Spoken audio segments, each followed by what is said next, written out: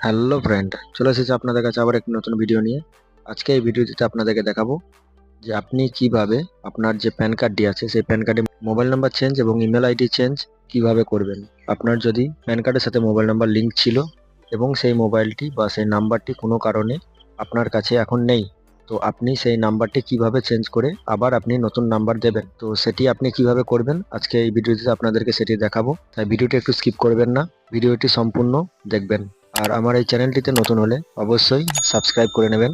তো চলুন ভিডিওটি শুরু করা যাক। তো তার জন্য প্রথমে আপনি আপনার ক্রোম ব্রাউজারটি ওপেন করে নেবেন।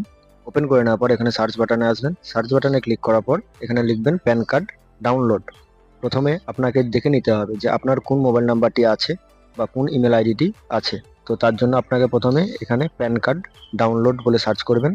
তারপর এখানে দেখুন ওপরে যে অপশনটি এসছে এই অপশনে ক্লিক করবেন। এখানে ক্লিক করার পর এখানে আপনার প্যান নাম্বারটি দিয়ে দেবেন এবং তার নিচে আপনার আধার কার্ডের নাম্বারটি দিয়ে দেবেন। তারপরে আপনার ডেট অফ বার্থের এখানে মান্থ এবং এখানে ইয়ার। তারপরে নিচে যে ফাঁকা ঘরটি আছে এখানে টিক চিহ্ন করে দেবেন। তারপর নিচের দিকে স্ক্রল ডাউন করবেন। স্ক্রল ডাউন করার পর এখানে দেখুন I am A not robot এই অপশনটিতে ক্লিক করবেন। ক্লিক করার পর নিচে এখানে সাবমিট অপশনে ক্লিক করবেন।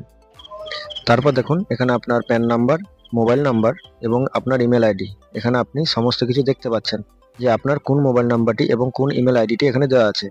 আপনার যদি কোনো মোবাইল নাম্বার বা ইমেল আইডি ভুল দেওয়া থাকে বা হয়তো আপনার কাছে সেটি নেই, হারিয়ে গেছে বা কোনো রকমভাবে আপনার কাছে এখন নেই, তো তার জন্য আপনি সেটি চেঞ্জ করতে পারেন। কিভাবে চেঞ্জ করবেন সেটি দেখাচ্ছি।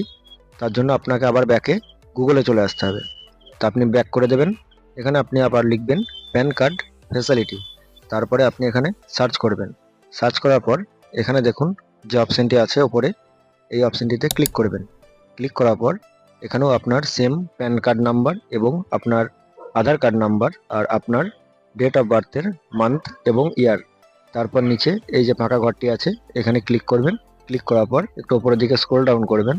তারপর এখানে নিচে দেখুন I am not a robot যে অপশনটি আছে এই ফাঁকা ঘরটিতে রাইট চিহ্ন করে দেবেন। তারপর নিচে সাবমিট অপশনে ক্লিক করবেন। তারপর এখানে দেখুন যে কন্টিনিউ উইথ ই কেওয়াইসি, তো এখানে ক্লিক করবেন। এখানে ক্লিক করার পর আপনার আধার কার্ডের সাথে যে মোবাইল নাম্বারটি লিঙ্ক আছে সেই নাম্বারে একটি ওটিপি যাবে, সেই ওটিপিটি আপনি এখানে দিয়ে দেবেন। তারপর নিচে সাবমিট অপশনে ক্লিক করবেন। ক্লিক করার পর এখানে দেখুন আপনার ওপরে মোবাইল নাম্বার এবং নিচে ইমেল আইডি সেটি দেখাচ্ছে। তো আপনি যদি চেঞ্জ করতে চান তাহলে এখানে ইয়েস অপশনটাই ক্লিক করবেন। ক্লিক করার পর এখানে নিচে আপনার মোবাইল নাম্বার এবং আপনার ইমেল আইডি দুটোই যদি আপনি চেঞ্জ করতে চান তো দুটো আলাদা আলাদা দিয়ে দেবেন। আর যদি চান যে কোনো একটি পরিবর্তন করতে তাহলে সেই ক্ষেত্রে আপনি যেটি চেঞ্জ করতে চান সেটি দিয়ে দেবেন। তারপর এখানে সাবমিট অপশানে ক্লিক করবেন।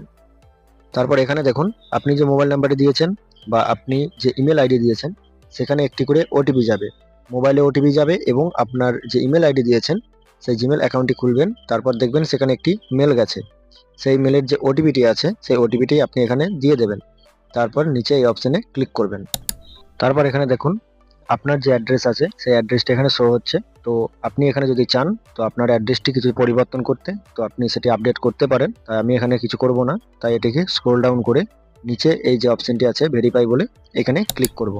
তারপর এখানে দেখুন আপনার যে প্যান কার্ডের সাথে মোবাইল নাম্বার আপডেট বা ইমেল আইডি আপডেট সেটি সাকসেসফুলভাবে হয়ে গেছে। তো আপনি চাইলে এখান থেকে সেই কপিটি একটি ডাউনলোড করতে পারেন বা প্রিন্ট আউট বার করতে পারেন।